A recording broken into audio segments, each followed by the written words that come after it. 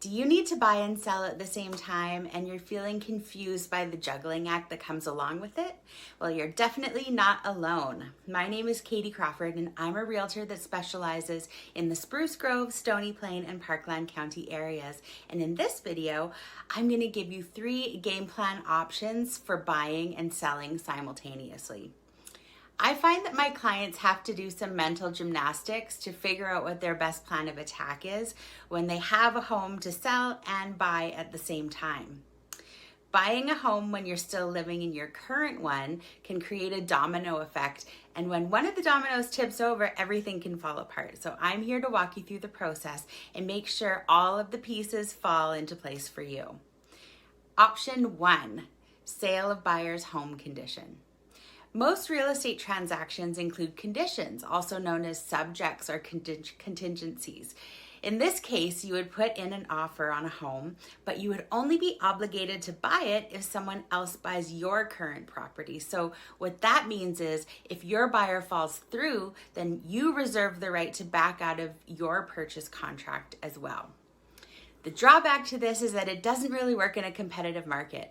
Written into this condition is the ability for the seller to still market and show the property so they aren't assuming any risk.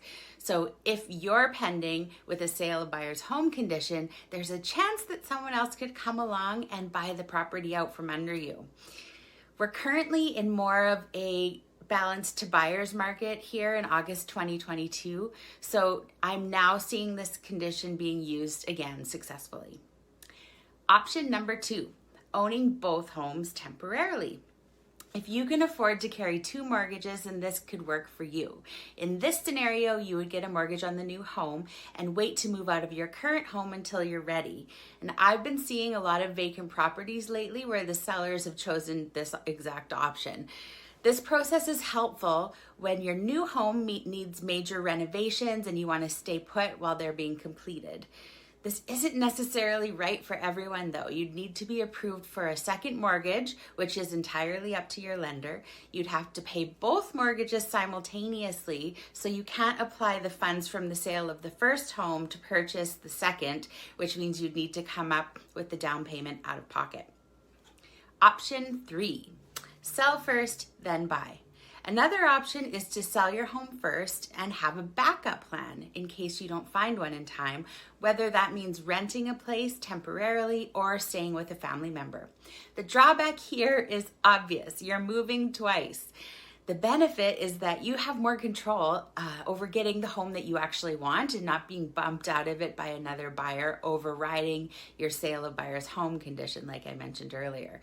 You also have the ability to take your time shopping for this new home without feeling like you have to make any rash decisions. Again, buying a home when you have a home to sell can be tricky.